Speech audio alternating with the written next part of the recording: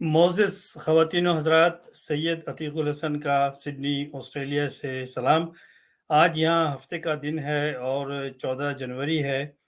आपकी खिदमत में एक तज़िया और आप लोगों के लिए जिन्होंने पहले नहीं सुना, वो उसमें कुछ ऐसी बातें होंगी जो यकीनन आपको चौंका देंगी।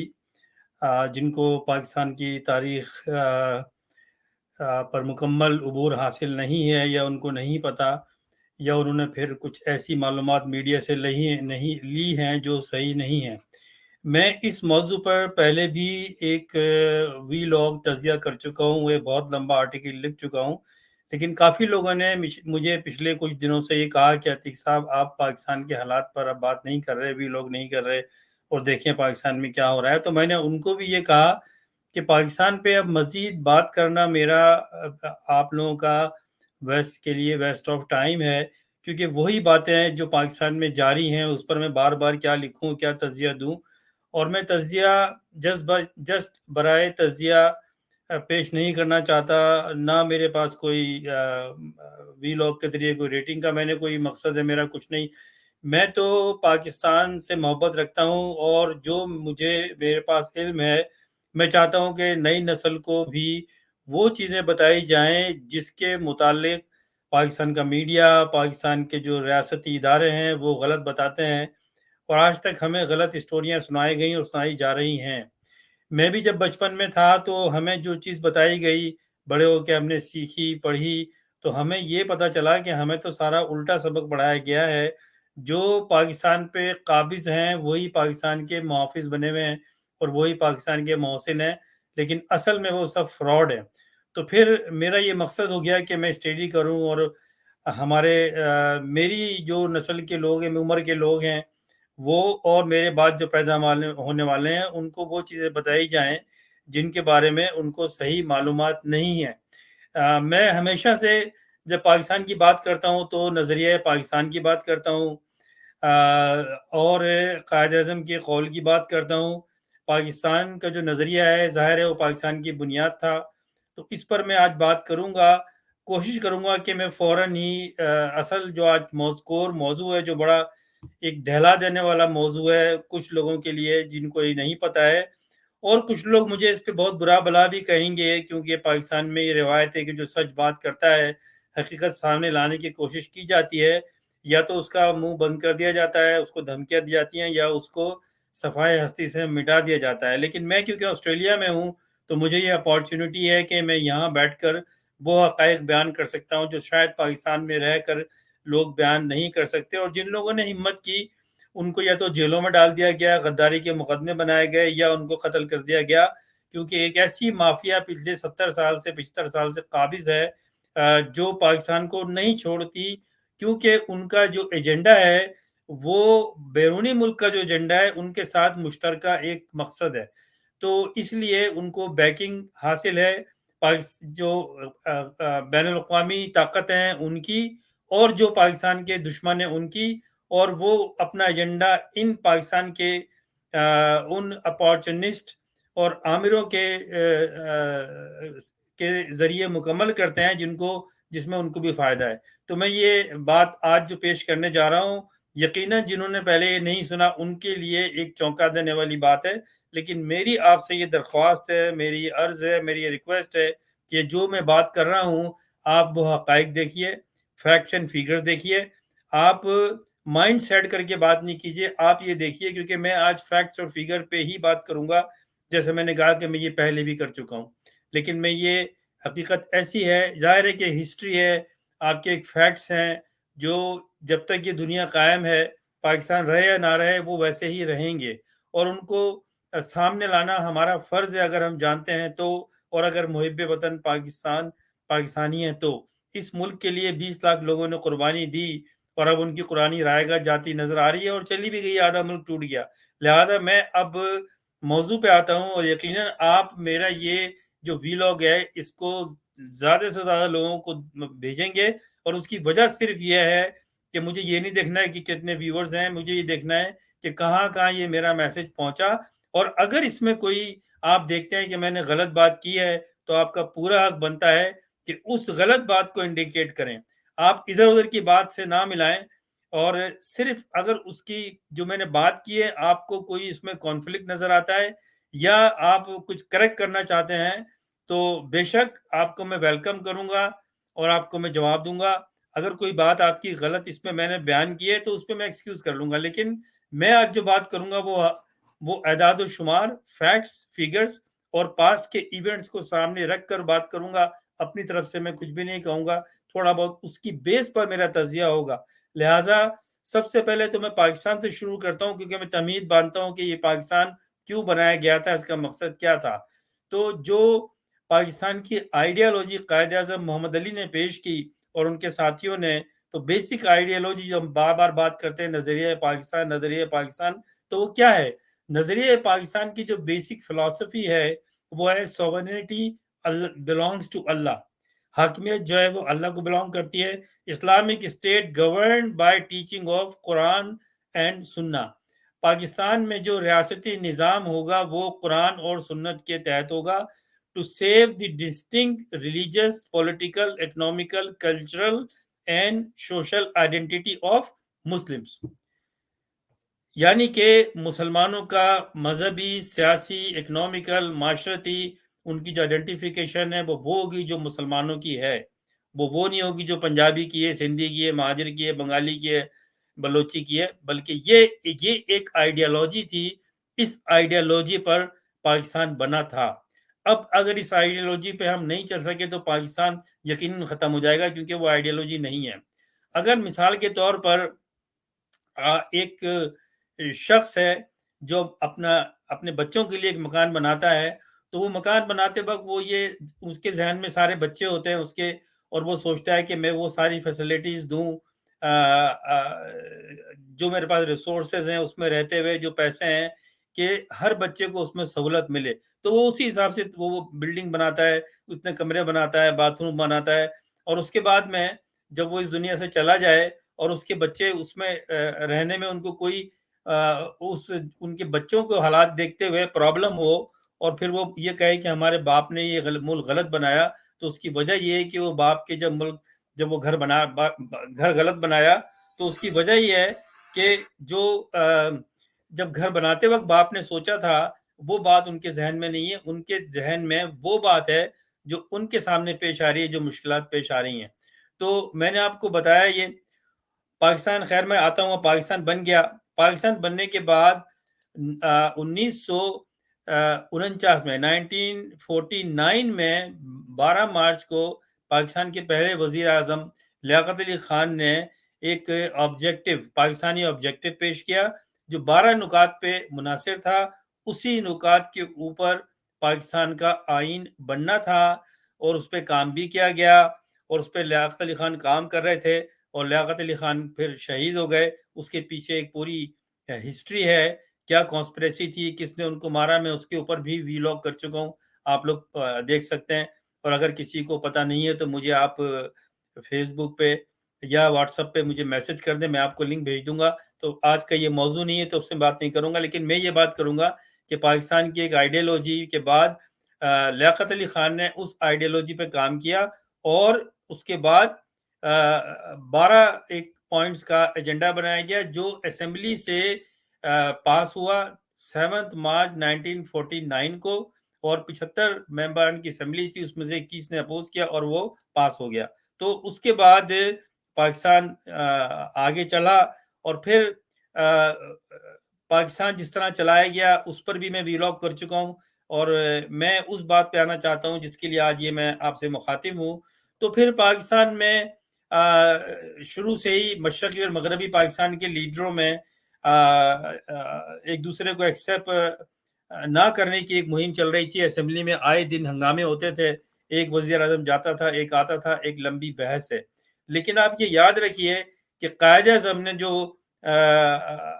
جو بیان کیا، پاکستان کی پکچر، جو تصویر بیان کی، جو آئیڈیالوجی بیان کی، جو پاکستان نے کہا، قائد اعظم نے پاکستان کے بارے میں کہا، اس پر عمل نہیں ہوا اور وہ بھلا دیا گیا.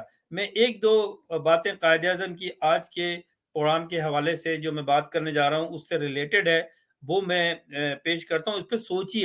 اس پہ سوچیے کہ قائد اعظم نے کیا کہا اور کیا وجوہات ہوئیں. اب مثال کے طور پر قائد اعظم نے کہا I naturally welcome your statement that you do not believe in provincialism. غور سے اس بات کو سوچئے گہرائی سے کہ قائد اعظم نے کیا کہا تھا. You must learn to distinguish between your love for your province, your love and duty to share to the state as a whole. Our duty to the state takes us a stage beyond professionalism.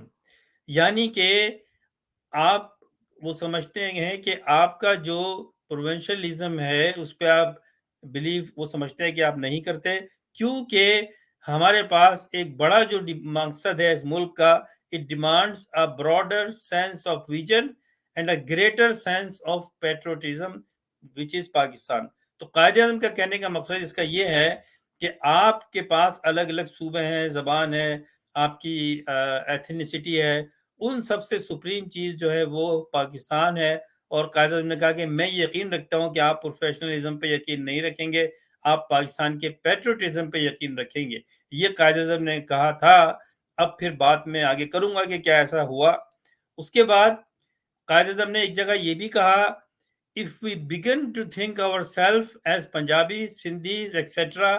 first, اگر ہم پہلے پنجابی، سندھی اور دوسری قوموں کی بن کے سوچیں گے and Muslims and Pakistanis incidentally ہم سوچ لیتے ہیں کہ بھئی پاکستان بن گیا، ہم پاکستان میں مسلمان ہیں، then Pakistan is bound to disintegrate. یہ بات ہمیں بار بار اس پہ سوچنا چاہیے اور بات کرنی چاہیے کہ قائد اعظم نے کہہ دیا تھا کہ اگر تم پاکستان بننے کے بعد پاکستان کی جو نظریات ہیں، جو اس کا پیٹریوٹزم ہے، اس کو بھول جاؤ گے اور سندھی، پنجابی، بنگالی، پشتون اور مہاجر بن کے سوچو گے تو Pakistan is bound to disintegrate. اور پھر پاکستان آدھا ہو گیا. Do not think that this is some abstruse proposition. Our enemies are fully alive to its possibility, which I must warn you that they are already busy exploiting. اب آپ دیکھیے کہ پاکستان بننے کے کچھ ماہ بعد یعنی کہ 28 مارچ 1948 کو ریڈیو پاکستان سے کہا، قائد اعظم کو ٹائم نہیں ملا، ان کا ویژن دیکھیے. وہ یہ باتیں تو ہمیں بتا گئے تھے. کتنے پاکستانیوں کو یہ باتیں یاد ہیں اور کتنے پاکستان کو یہ یاد ہے کہ نواز شریف نے کیا کہا، عمران خان نے کیا کہا، الطاف حسین نے کیا کہا. کیا ہم انصاف کر سکتے ہیں پاکستان کے ساتھ اور بانی پاکستان کے ساتھ؟ میں آپ پہ چھوڑتا ہوں. اس کے بعد آپ یہ دیکھیے کہ قائد اعظم نے ایک اور جگہ کہا اسلام has taught us this and I think you will agree with me for whatever else you may be and whatever you are a Muslim. تو آپ نے یہ کچھ بھی آپ ہیں، آپ یہ سوچیں کہ آپ مسلمان ہیں. You belong to a nation now. آپ ایک قوم سے آپ کا تعلق ہے، اور قوم سے مراد پنجابی، سندھی، مہاجر، بلوچ نہیں تھے، پٹھان یا بنگالی، پاکستانی تھے. You have carved out a territory, vast territory. It is all yours. It does not belong to a Punjabi اور سندھی اور پٹھان اور بنگالی. It's yours.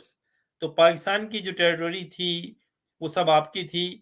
صرف آپ کے پاس یہ نہیں تھا کہ آپ پنجاب سے ہیں تو آپ کی ٹیریٹوری پنجاب ہے. اور یہ نظریہ پاکستان تھا جس کو چھوڑ دیا گیا اور اس کے بعد میں پاکستان آدھا ہو گیا اور آج پاکستان ختم ہونے جا رہا ہے.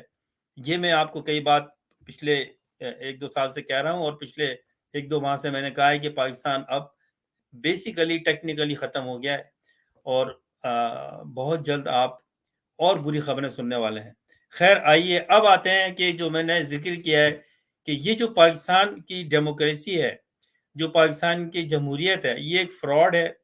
اور یہ بات شاید پہلے کسی نے نہیں کہی ہو. آج میں پروف کروں گا کہ 1972 میں جو اسمبلی بلائی گئی اور اس کے ذریعے 1973 میں جو آئین پیش کیا گیا جس کے گیت گاتے ہیں ہم، اور ہر بات میں 1973 کا کانسٹیٹیوشن 1973 کا کانسٹیٹیوشن اور اس میں یہ ہے اس میں وہ ہے، جو اس کو نہیں مانتا اس پہ آرٹیکل 6 لگا کے غداری کا مقدمہ.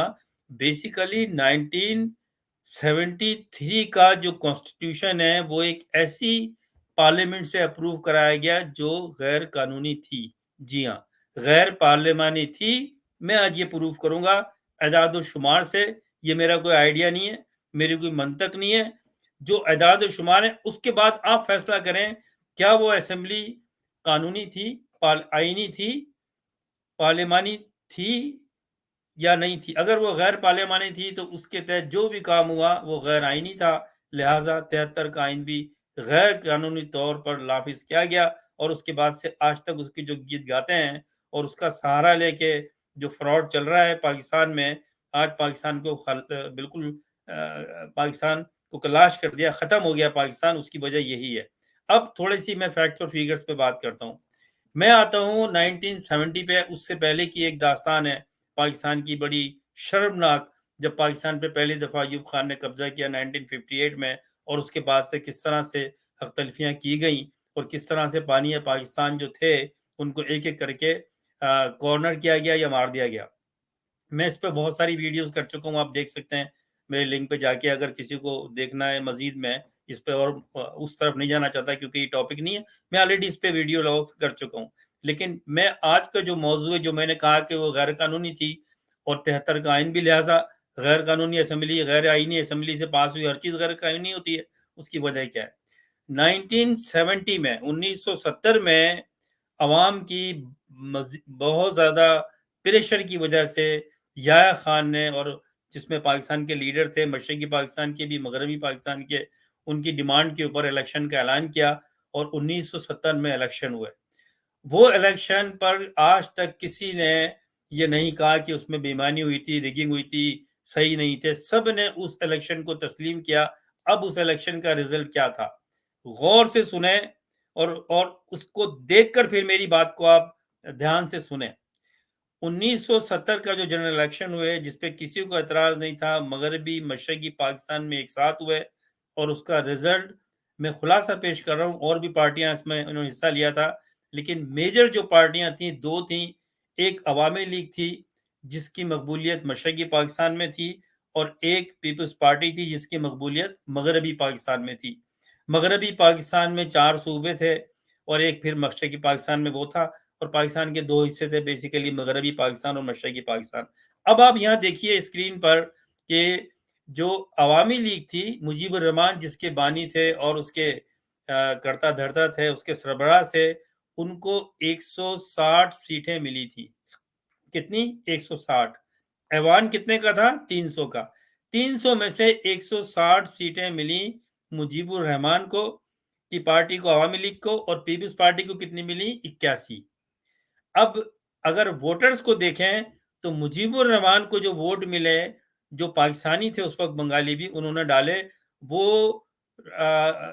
12 ملین تھے.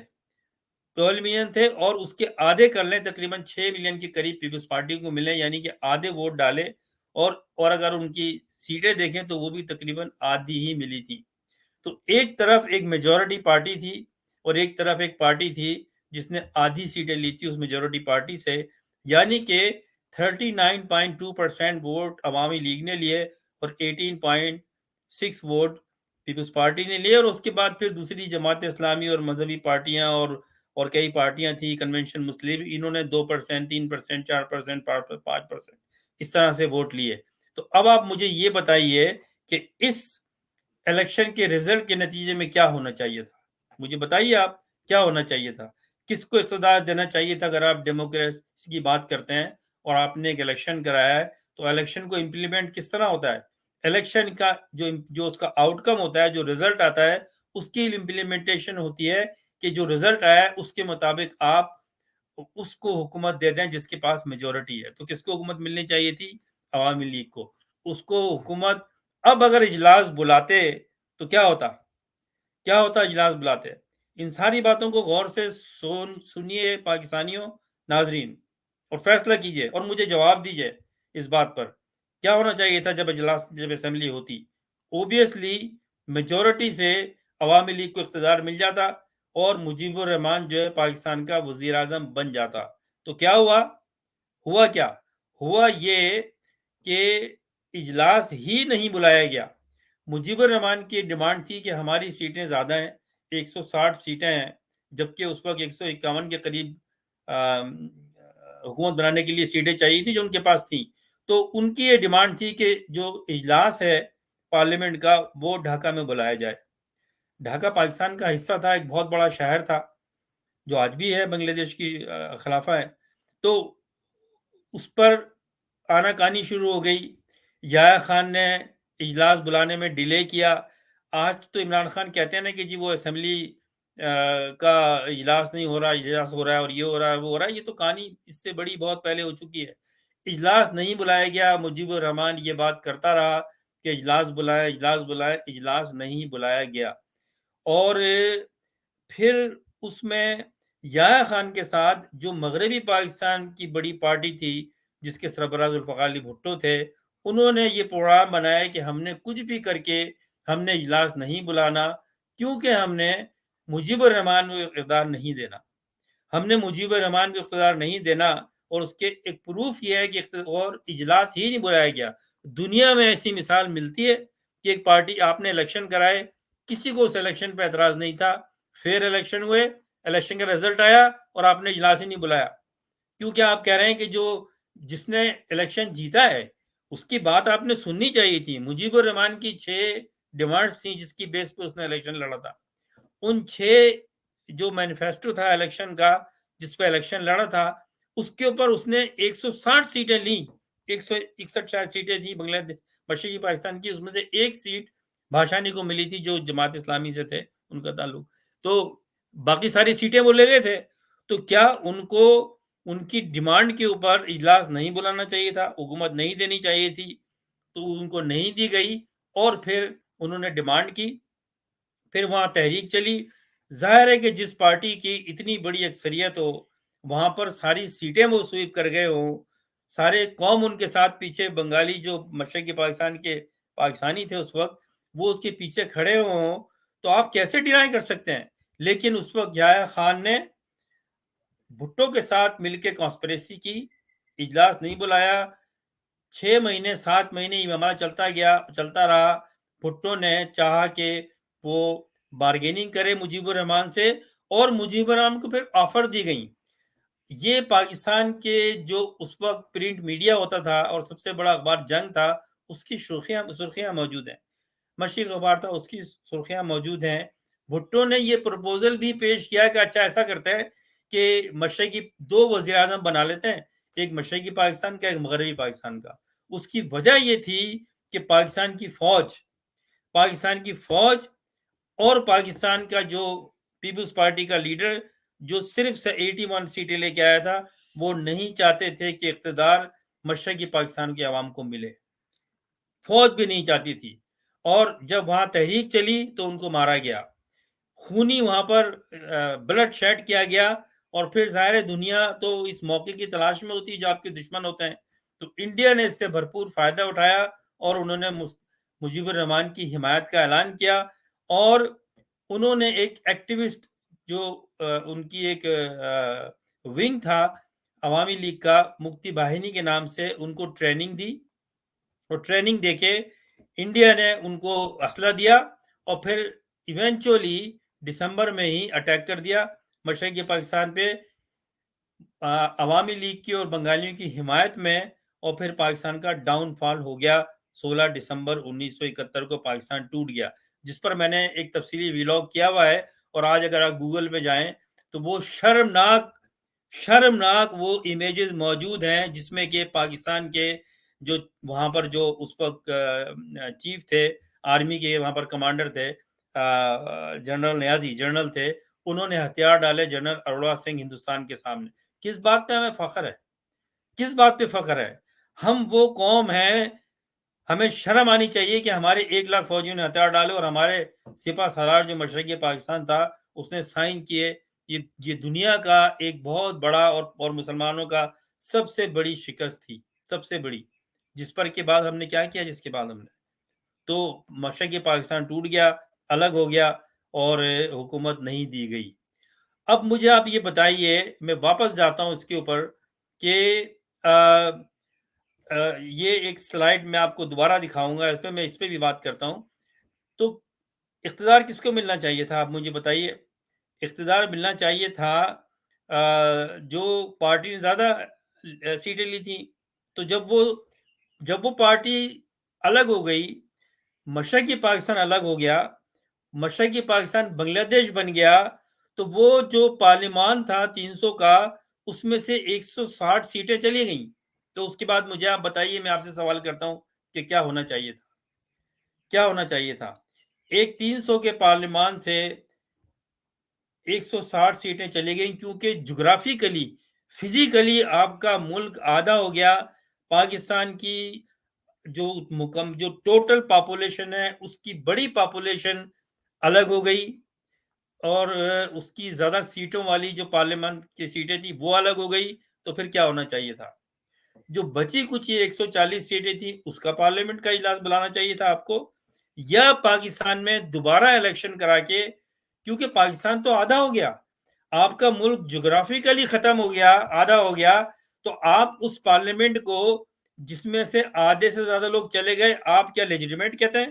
میری نظر میں وہ لیجیٹمیٹ ہو ہی نہیں سکتا تھا کسی بھی طرح سے. تو کیا ہونا چاہیے تھا؟ اس سے بحث الگ کہ پاکستان آدھا ہو گیا، اور کس کا قصور تھا وہ بھی میں نے آپ کو بتا دیا، اور ساری دنیا کو پتا ہے وہ، کہ اس میں یحییٰ خان اس کا ذمہ دار تھا، اور بھٹو. دو لوگ تھے پاکستان کو جو فرنٹ پہ کھیل رہے تھے، اور اس کے پیچھے میرا امریکہ کا بھی ہاتھ تھا، بھارت کا بھی ہاتھ تھا، کیونکہ ایجنڈا یہ تھا یحییٰ خان کا اور فوج کا کہ مشرقی پاکستان کو اقتدار نہیں دینا، بھلے وہ جاتے ہیں تو جائے. اور یہ بھی کہا گیا کہ یہ بھوکے بنگالی ہیں، یہ ہم پر بوجھ ہیں. یہ یحییٰ خان کے اسٹیٹمنٹ ہے، یہ بھٹو کے جلسے میں اسٹیٹمنٹ کہ یہ بھوکے بنگالی ہیں، ان کو ہٹاؤ یہاں سے، بھگاؤ ان کو یہاں سے، یہ کہا گیا. ان کو حقارت سے دیکھا گیا ہمیشہ. جب تک انہوں نے علیحدگی نہیں لی، ہم نے ان کو بھوکا بنگالی کہا. اللہ تعالیٰ کا ایک نظام ہے، ہمیں اللہ تعالیٰ نے پوری دنیا میں ذلیل کیا، اور ہمیں ہماری فوج کو شکست ہوئی، جنہوں نے وہ ہضم کر لی آرام سے. اور جب وہ نیازی ہتھیار ڈال کے پاکستان آیا، تو اس کو لاہور کے اور پنڈی کے جلوس نکالی، ریلی نکالی اسی عوام نے، ٹائیگر نیازی. وہ ٹائیگر کس لیے تھا؟ کیونکہ اس نے پاکستان، آدھا پاکستان کے لیے ہتھیار ڈالے، توڑا، اور ہتھیار ڈال کے ہارنے کے بعد فوج انڈیا کے پاس چلی گئی، جو قیدی تھے، جنگی قیدی. اور پھر یہ اس کو یہاں پر ٹائیگر نیازی کا خطاب کیا. اور بھٹو صاحب نے کہا کہ جی میرا تو بہت بڑا کارنامہ ہے. بعد میں وہ انڈیا گئے، شملہ معاہدہ کیا، اور انہوں نے کارنامہ یہ کیا کہ جی میرا بہت بڑا کارنامہ ہے، میں نے جنگی قیدی پاکستان بلا لیے، واپس لے آیا ہوں میں. یہ کارنامہ ہے ان کا. یعنی کہ پہلے حرکت کی، توڑنے کی، ہتھیار ڈلوائے، اور یہ کہہ رہے کہ کارنامہ تھا کہ ان فوجیوں کو واپس لے آئے. نمبر ایک. نمبر دو، یہ شملہ معاہدہ میں پاکستان کشمیر کو الگ کرنے کے اوپر سائن کر دیے انہوں نے. ہمیں کوئی ضرورت نہیں تھی کسی بھی معاہدے کی انڈیا سے کشمیر کے اوپر، کیونکہ آلریڈی ایک پاکستان کا کشمیر کی آزادی پہ ریزولوشن یو این او میں پاس کر لیا گیا تھا. تو کیا ضرورت تھی؟ اب ہمارے یہاں الٹی پٹی یہ پڑھائی گئی کہ بھٹو کا بہت بڑا کارنامہ ہے، اندرا گاندھی کے ساتھ شملہ معاہدہ ہوا. حالانکہ اس کے بعد کشمیر کے جو ہمارا جو جدوجہد تھی کشمیریوں کی فریڈم کے لیے، اس کو دفن کر دیا گیا، کیونکہ اس میں یہ کہا گیا کہ جی ریزولوشن کو چھوڑو، آپ جو اقوام متحدہ میں پاس ہوا ہے، ہم آپس میں طے کر کے کشمیر کا فیصلہ کر لیں گے.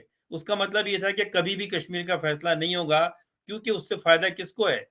کشمیر کا ایشو جاری رہے گا. انڈیا کو جو فائدہ ہے وہ تو ہے، وہ تو دشمن ملک ہے ہمارا.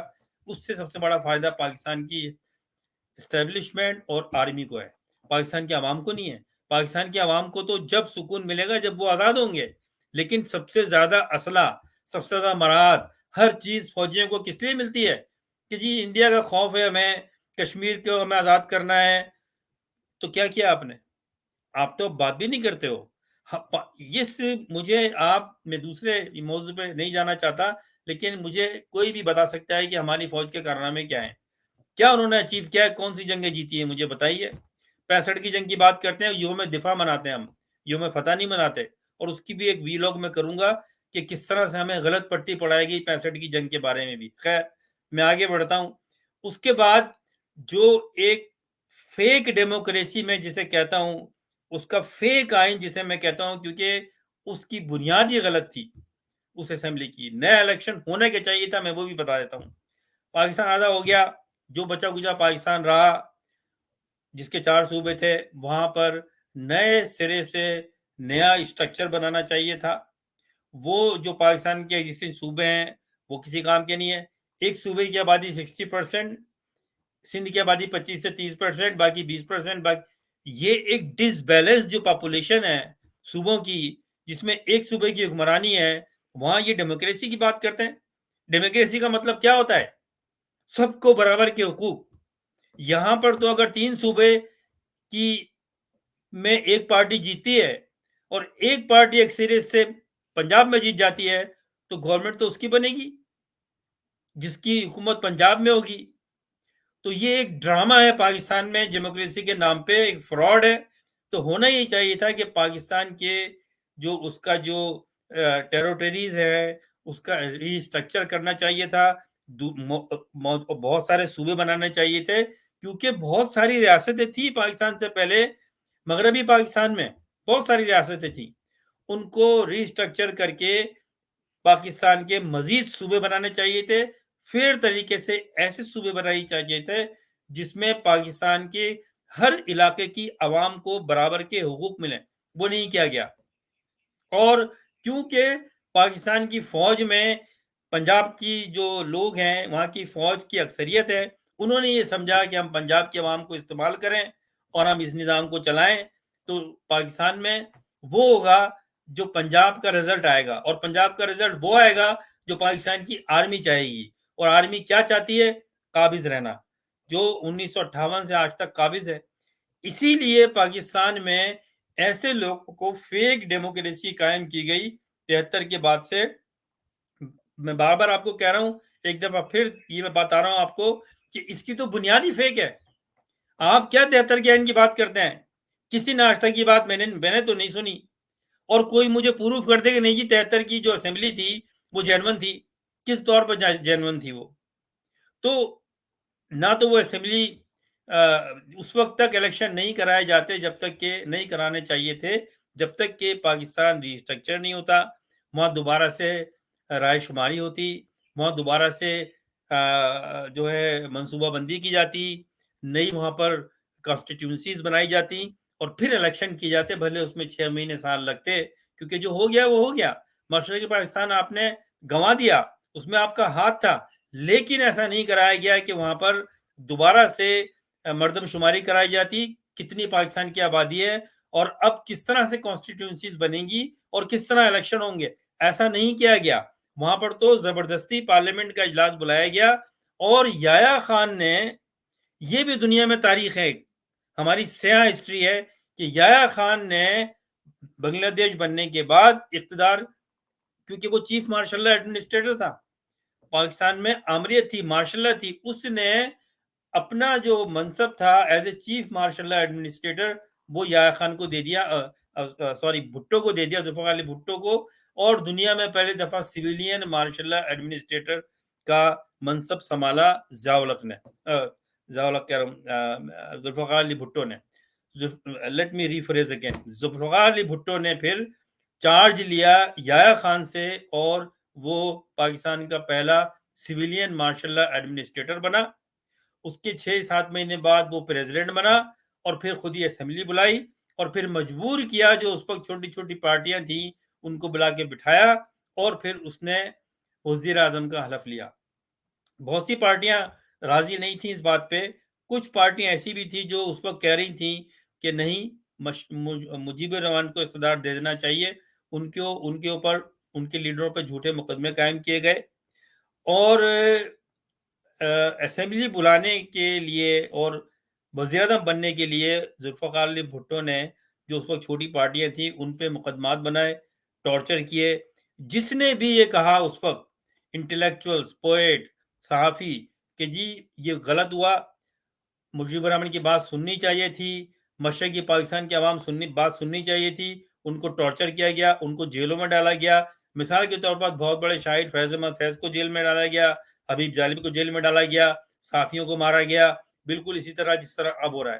تو یہ تو فلم دوبارہ چل رہی ہے، یہ پہلی دفعہ نہیں ہے، اس سے بھیانک فلم تو ہو چکی ہے، ملک ٹوٹ چکا ہے ہمارا، اور انہوں نے کیا ہے، یہ وہی چیزیں کر رہے ہیں۔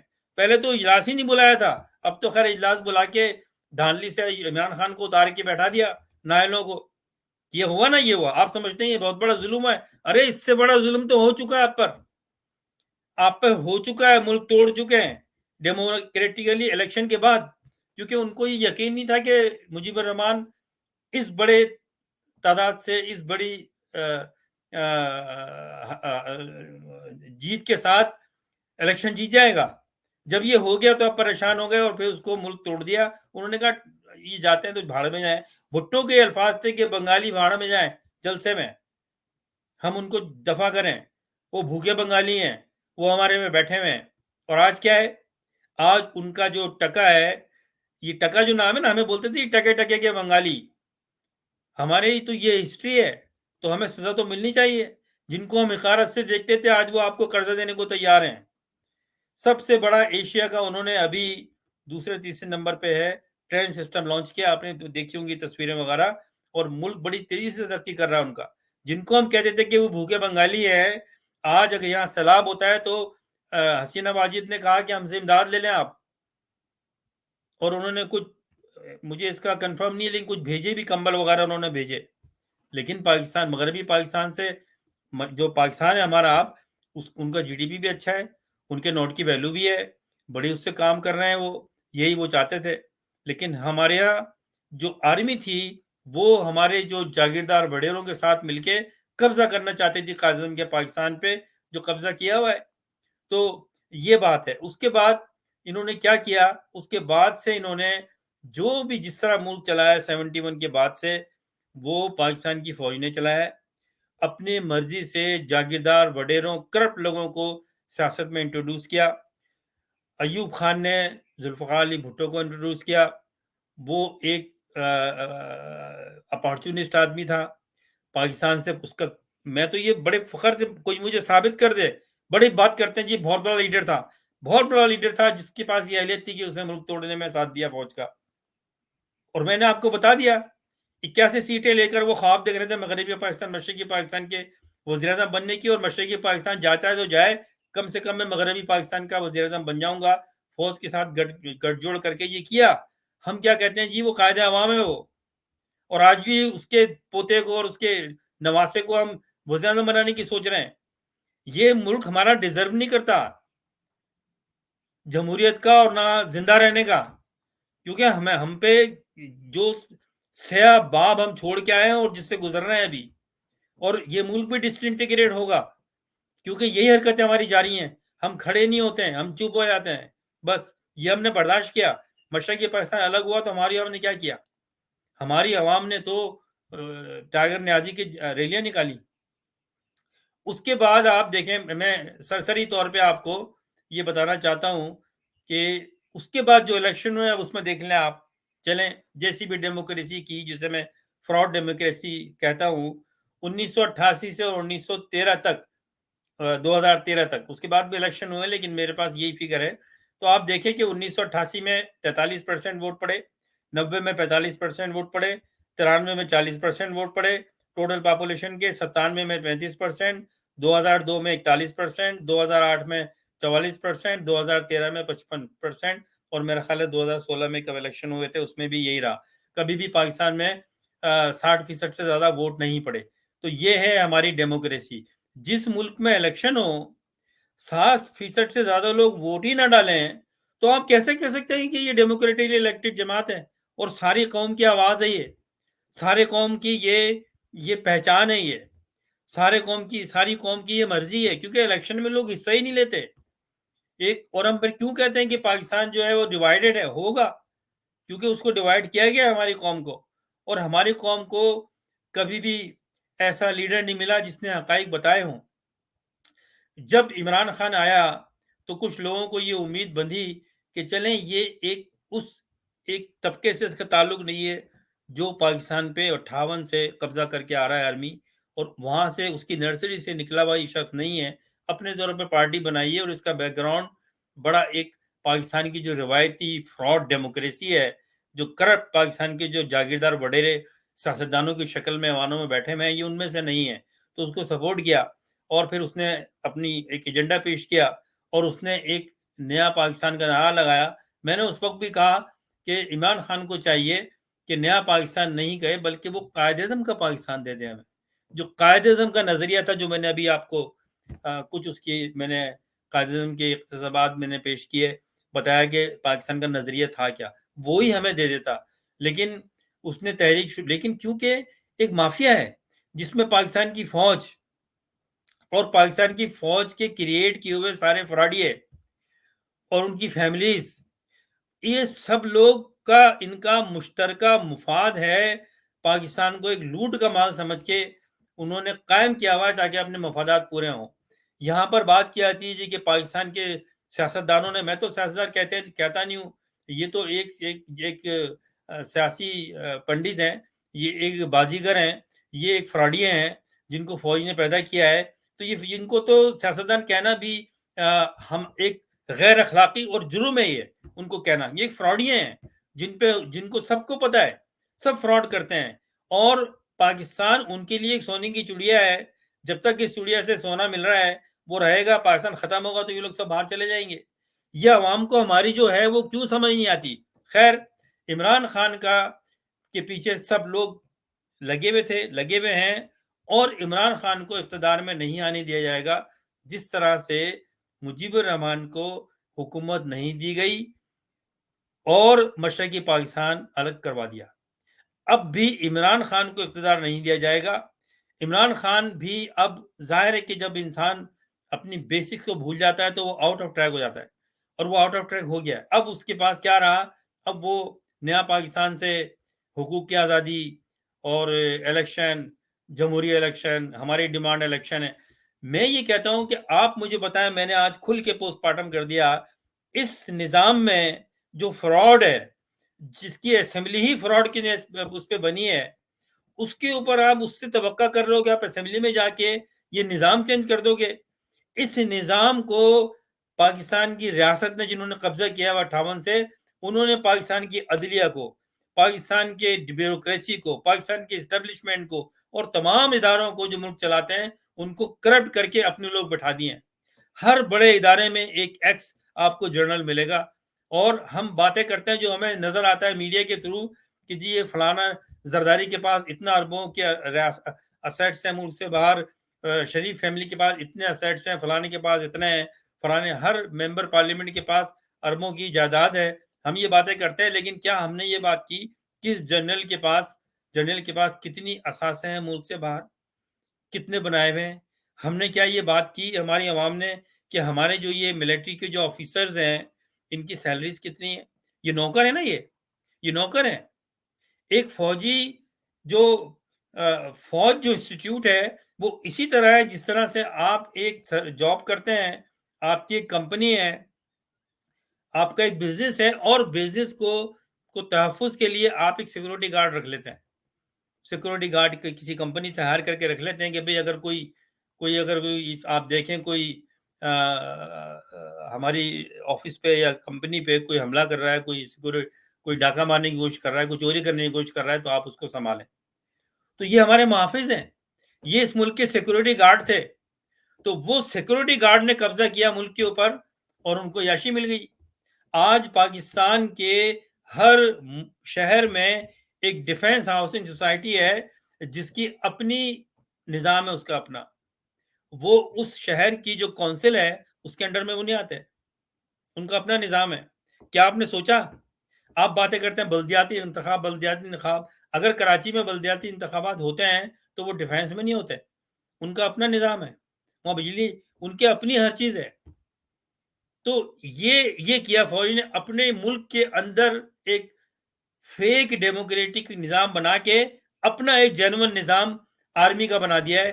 ہر ادارے میں سابق فوجی بیٹھے ہوئے ہیں، وہ ملک کو چلاتے ہیں، اور عوام کو، اور جو یہ جعلی قسم کے لیڈر ہیں ان کو اس طرح سے لاچار کر دیا کہ وہ نام بھی نہیں لیتے کسی جرنل کا کہ وہ اس میں شامل ہے۔ ایون عمران خان جو فوج کی نرسری میں نہیں پلا، اور اس کے پیچھے لوگ تھے 22 کروڑ لوگ اس کے پیچھے ہیں، وہ بھی جلسوں میں جرنیل کا نام لیتے ہوئے گھبراتا تھا اور نیوٹرل نیوٹرل. یہ کیا مذاق ہے؟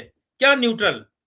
جب تک آپ غلط آدمی کو چاہے کسی بھی عہدے پہ بیٹھا ہوا ہو، اگر ایک فوجی جرنیل نے ملک تباہ کیا اس کا نام لو کہ یہ ہے جی قمر جاوید باجوہ اس کا نام ہے، یہ اس نے کیا ہے، یہاں اس کی جائیداد ہیں. لیکن وہ نہیں ہو سکتا کیونکہ ہمارے سویلین جو لوگ ہیں، عوام ہیں، ان کے ہاتھ میں کوئی بھی ادارہ نہیں ہے، کوئی بھی ادارہ نہیں ہے، چاہے وہ عدلیہ ہو، چاہے نیب ہو، چاہے ایف آئی اے ہو، چاہے یہ سب فوج کے کنٹرول میں ہے. تو مجھے تو نہیں لگتا. اب عمران خان صاحب وہ آؤٹ آف ٹریک ہو کے اسی پارلیمنٹ کے پیچھے لگے ہوئے ہیں جو پارلیمنٹ ایک فراڈ ہے، اور ان کا ٹارگیٹ اب زیادہ یہ ہے جو ان کے، میں سمجھا ہوں جو ان کے ذہن کو، کہ جی جیسا بھی کرپشن ہے جو بھی ہے، جب میں آ جاؤں گا اقتدار میں اور مجھے 3/4 کی میجورٹی مل جائے گی اور میں قانون پاس کر سکتا ہوں آرام سے اپنی حکومت بنا کے، تو میں پھر حالات صحیح کر دوں گا. یہ ان کی غلط فہمی ہے، یہ ان کی غلط فہمی ہے. یہ کبھی بھی نہیں ہوگا کیونکہ اس کی جڑوں میں جو عامر بیٹھے ہوئے ہیں نا، وہ آپ کو یہ نہیں کرنے دیں گے کبھی بھی. وہ آپ کو مار دیں گے. آپ پہ حملہ ہو چکا ہے اور مجیب الرحمان کی مثال آپ کے سامنے ہے، اور ہر اس شخص کی. پاکستان میں ابھی کتنے صحافیوں کو مار دیا گیا. ارشد شریف کی مثال موجود ہے. بہت سارے صحافی پاکستان سے باہر بھاگنے پہ مجبور ہو گئے. کیا ہوا؟ لیاقت علی خان، فاطمہ جناح اور بھٹو، بے نظیر بھٹو سے لے کے یہاں کسی کے مقدمے کا پتہ چلا کس نے مارا ہے؟ کیوں پتہ چلے گا؟ ارے جو مارنے والے ہیں وہ خود انکوائری پہ بیٹھے ہوئے ہیں. تو اس ملک، اور یہ چاہتے ہیں، ان کا کوئی ان کو پرواہ نہیں ہے کہ یہ ملک ٹوٹتا ہے تو ٹوٹ جائے. کیونکہ اس وقت بھی جب 71 میں پاکستان الگ ہوا تو انہوں نے سوچا کہ ہم تو خود ہی الگ کرنا چاہتے ہیں اس کو، تاکہ ہماری مغربی پاکستان پہ قبضہ رہے.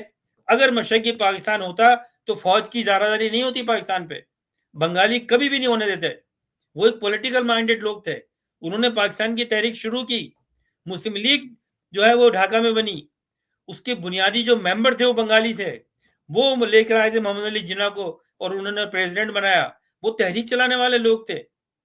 کیا آپ نے تاریخ میں مجھے بتائیں، اگر میری معلومات کم ہے تو آپ میری تصحیح کر دیں، مجھے سمجھا دیں، کیا پاکستان کی تحریک کے دوران سندھ میں یا پنجاب میں یا کے پی کے میں کوئی جلوس نکلے تھے اتنے بڑے بڑے پاکستان بنانے کے؟ نکلے تھے؟ نہیں نکلے تھے. پاکستان کی تحریک چلی ان علاقوں میں جہاں مائنورٹی میں مسلمان تھے. یو پی میں، سی پی میں، بہار میں، پھر ادھر مشرقی پاکستان میں، اس وقت جو مشرقی بنگال تھا، وہاں تحریک چلی ہے. تو پریکٹیکلی مشرقی پاکستان جو مشرقی بنگال تھا وہاں تو تحریک چلی ہے. کیا پنجاب میں چلی کوئی تحریک؟ نہیں چلی. کیا سندھ میں چلی؟ بات کرتے ہیں جی کہ وہ سندھ میں پہلی قرارداد. ارے بھائی وہ قرارداد پاس ہوئی تو اس کے بعد کیا ہوا؟ اس کی ایک ہسٹری جو میں نے ویلاگ کیا ہے یہ سب. اور پھر جی ایم سید مسلم لیگ میں آیا اور چھوڑ کے کیوں گیا؟ پھر جی ایس این تحریک کیوں بنائی؟ کیونکہ کچھ حاصل نہیں ملا جو حاصل کرنا چاہتے تھے. تو یہ سارے جو اینٹی پاکستان پہلے بننے سے پہلے جو اینٹی تھے وہ آ کے قبضہ کر لیا. وہ بیٹھے ہوئے. فوج آپ کی ان کو کوئی پرواہ نہیں ہے. ملک ٹوٹتا ہے تو ٹوٹ جائے. کیونکہ اگر ملک ٹوٹے گا، ایک بات میں جو بتانا چاہتا ہوں غور سے سن لیں، پاکستان ٹوٹے گا اور بہت سے لوگ یہ کہتے ہیں کیسے ٹوٹ سکتا ہے؟ فوج تو نہیں ٹوٹنے دے گی. یہ فوج ہی ٹوٹنے دے گی. کیوں؟ کیونکہ یہ امریکہ کا ایجنڈا ہے، یہ انڈیا کا ایجنڈا ہے، یہ برطانیہ کا ایجنڈا ہے کہ پاکستان کو ڈس انٹیگریٹ کیا جائے. اور ڈس انٹیگریٹ کرنے میں فوج کو آن بورڈ لے کے وہ دے دیا جائے گا جو فوج چاہتی ہے. جیسے کہ جب 71 میں یہ ہوا تو عوام کو یہ بتایا گیا کہ جی 7 فلیٹ آ رہا ہے امریکہ سے، وہ انڈونیشیا میں کھڑا ہوا ہے، جب وہ آئے گا تو یہ روک دے گا ہندوستان کو، سیز فائر ہو جائے گا اور یو این او میں سیز فائر کرایا جائے گا اور جیسے حالات ہیں ان کو روک دیا جائے گا. یہ تسلی دی گئی مغربی پاکستان کی عوام کو اور وہ 7 فلیٹ انڈونیشیا سے آگے آیا ہی نہیں. اور پھر جب پولینڈ نے قرارداد پاس کی یو این او میں تو بھٹو صاحب نے ڈرامہ کیا اور وہ اٹھا کے پھاڑ دی. جب اس کا مفہوم دیکھا تو اس میں سیز فائر کی بات کی تھی، لیکن چونکہ یہ ایجنڈا تھا، اس کے پیچھے امریکہ کا ہاتھ تھا، برطانیہ کا ہاتھ تھا. آج بھی یہی ہے. پاکستان ڈس انٹیگریٹ ہوگا تو یہ آن بورڈ ہوں گے، یہ زرداری، یہ نواز شریف، یہ الطاف حسین، یہ فوج، ان سب کو حصے دیے جائیں گے، اس لیے وہ اس کا ساتھ دیں گے. اسی لیے عمران خان کو ہٹا کے، کم سے کم عمران خان کی گورنمنٹ تو آ گئی تھی نا، مجیب الرحمان کی تو اجلاس ہی نہیں بلایا، انہوں نے توڑ دیا۔ عمران خان کو بلا کے انہوں نے چاہا کہ یہ ہمارے کہنے پہ چلے گا، اور وہ نہیں چلا تو کس طرح سے اس کو نکال دیا گیا، اور اب نہیں لایا جائے گا، اس پر حملہ ہوا ہے اور دوبارہ اور مار دیا جائے گا اور کوئی کچھ نہیں بولے گا۔ ایک پاکستان کا حل تھا جو میں بار بار کہتا رہا ہوں 2 سال سے، کہ پاکستان کے عوام کو اگر ملک بچانا ہے تو صرف ایک طاقت ہے، وہ ہے پاکستان کی عوام۔ پاکستان کے عوام کو آ کے سڑکوں پہ خونی انقلاب لانا ہوگا، ان کو ان کے جو ادارے ہیں، ان کے جو یہ محلات ہیں، ان کے جو یہ ان سے باہر نکال کے ان کو لٹکانا پڑے گا۔ جب ملک میں خمینی کی طرح جب تک انقلاب نہیں آئے گا تو پاکستان بچنا مشکل ہے، اور مجھے مشکل نظر آتا ہے، کیونکہ عوام تو پتہ نہیں ستو پی کے سوئی بھی ہے کیا ہے، وہ سوچتے ہیں آج کا دن نکل رہا ہے، ہمیں کیا ہے، ہمیں کیا ہے۔ مشرقی پاکستان جب علیحدہ ہوا، وہاں تحریک چل رہی تھی، تو یہاں کچھ پاکستانی محب وطن تھے جو یہ چلا رہے تھے کہ بچاؤ پاکستان کو، بچاؤ۔ ان کو اندر کر دیا گیا، ان کو جیل میں ڈال دیا گیا، ان کو مروا دیا گیا، ایون شاعروں تک کو مروا دیا گیا، اور جو صحافی بات کر رہے تھے ان کو ٹارچر کیا گیا، جیلوں میں غداری کے مقدمات کیے گئے، اور مشرقی پاکستان الگ کروایا گیا، اور اب پاکستان کو انٹیگریٹ کیا جا رہا ہے۔ عمران خان اسی میں خوش ہیں کہ جی اس کو ڈیزالو کر لیں، وہاں پر ہماری حکومت بن گئی، پنجاب میں ہم نے اب استعفے دینا، اب یہ کرنے کیوں؟ آپ یہی گند کی پارلیمنٹ میں بیٹھ کے پاکستان کو صحیح کریں گے؟ کر کے دیکھ لیجیے گا، ہو سکتا ہے کہ میں غلط ہوں، لیکن یہ ماضی کی تاریخ تو یہ نہیں بتاتی۔ تو یہ ہے، بہت سے لوگوں نے مجھ سے سوال کیا کہ آئندہ کیا ہوگا، یہ فضول ہے، یہ فضول ہے کہ کون پارلیمنٹ میں بیٹھے گا، کون پریمیئر بنے گا، کون وزیر اعظم بنے گا، جب تک کہ فوج کی حکم نہیں ہوگا۔ اور فوج کا حکم کیا ہے؟ جو امریکہ کا حکم ہے۔ کیوں؟ کہ فوج بھی ان کے کنٹرول میں ہے، پیسہ ملتا ہے وہاں سے۔ تو جب تک ہمارے ملک میں یہ چیزیں بالکل آئینے کی طرح صاف نہیں ہوگی، اور فوج ایک ادارہ جو ہے وہ سول ڈیموکریسی کے انڈر میں نہیں ہوگا، پاکستان میں کچھ نہیں ہو سکتا۔ اور یہ ہونا اس وقت تو مشکل نظر آ رہا ہے، آگے اللہ مالک ہے۔ میں یہیں تک بات کروں گا، اور میری آپ سے درخواست ہے کہ اس کو زیادہ سے زیادہ آپ اس کو آگے ڈسٹریبیوٹ کریں، اس کو آپ فارورڈ کریں، لوگوں کو جانیں، صرف اس لیے کہ لوگ جو ہے، میری جو بھی معلومات تھی میں نے وہ بیان کی ہے، اور لوگ جو ہے اس کے اوپر غور کریں، دیکھیں اور دعا کریں، اور لوگوں کو چاہیے، عوام کو، کہ وہ نکلیں باہر۔ ہم تو جب تک سانس ہے، ہم باہر بیٹھے ہوئے ہیں، لوگوں کو یہ بتاتے رہیں گے، تاریخ گواہ رہے گی کہ کچھ لوگ پھر بھی یہ بتا رہے تھے، آپ لوگوں نے نہیں سنی۔ پھر انشاءاللہ بات ہوگی۔ اللہ حافظ۔